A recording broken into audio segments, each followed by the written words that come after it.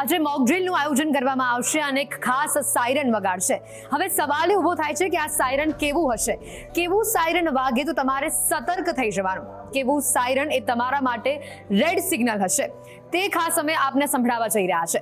આ સાયરન સાંભળો. આ સાયરનનો અર્થ હશે તમારા માટે રેડ સિગ્નલ.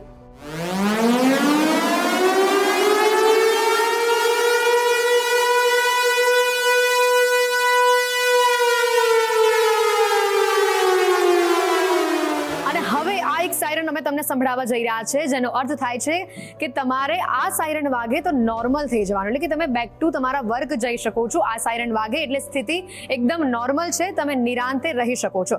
આ સાયરનને પણ બરાબર સાંભળી લો.